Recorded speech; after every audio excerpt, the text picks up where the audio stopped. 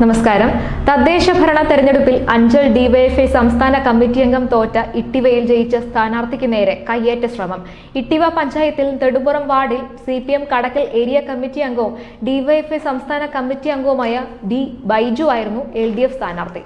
എന്നാൽ സീറ്റ് നിഷേധിച്ചതിൽ പ്രതിഷേധിച്ച് സ്വതന്ത്രനായി മത്സരിച്ച CPM ഇട്ടിവ ലോക്കൽ കമ്മിറ്റി അംഗമായ അഖിൽ ശശിയാണ് വിജയിച്ചത്.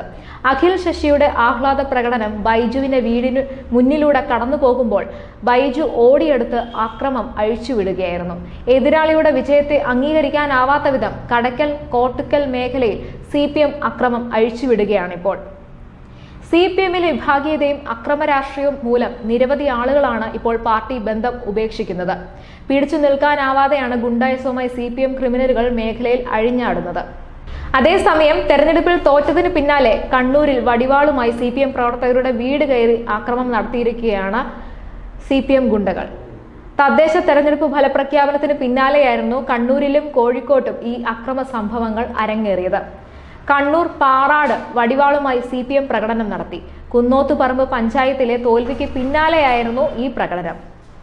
പ്രവർത്തകർ വടിവാൾ വീശി ആളുകൾക്ക് നേരെ പാഞ്ഞെടുക്കുകയും വാഹനം തകർക്കുകയും ചെയ്തതിന്റെ ദൃശ്യങ്ങൾ പുറത്തു വന്നിട്ടുണ്ടായിരുന്നു. 23 വാർഡുകളുള്ള കുന്നോത്തുപറമ്പ് പഞ്ചായത്തിൽ ഈ തവണ 11 സീറ്റാണ് UDF നേടിയത്. LDFന്റെ സീറ്റ് 9ലേക്ക് ചുരുങ്ങുകയും NDA 3 സീറ്റ് നേടുകയും ചെയ്തിരുന്നു.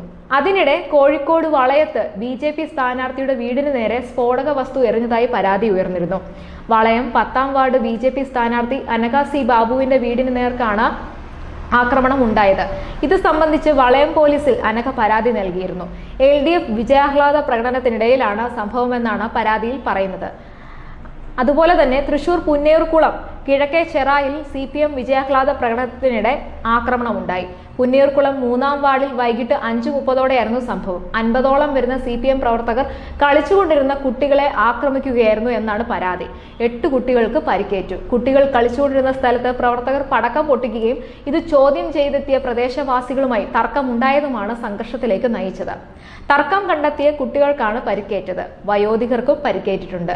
11 വയസ്സുള്ള നിവേദ്, 14 വയസ്സുള്ള നിരഞ്ജൻ, 11 വയസ്സുള്ള വേദ, 13 വയസ്സുള്ള ശ്രീലക്ഷ്മി, 64 വയസ്സുള്ള മണി, 13 വയസ്സുള്ള വൈഷ്ണ, 77 വയസ്സുള്ള ഗോപാലൻ, 12 വയസ്സുള്ള കൈലാസ്, 14 വയസ്സുള്ള സായി കൃഷ്ണ, 17 വയസ്സുള്ള കനിഷ്മ എന്നിവർക്കാണ് ഈ CPMന്റെ ആക്രമണത്തിൽ പരിക്കേറ്റത്. ഇവരെ കുന്നുംകുളം താലൂക്ക് ആശുപത്രിയിൽ പ്രവേശിപ്പിച്ചിരിക്കുകയാണ്, ചികിത്സയിലാണ്.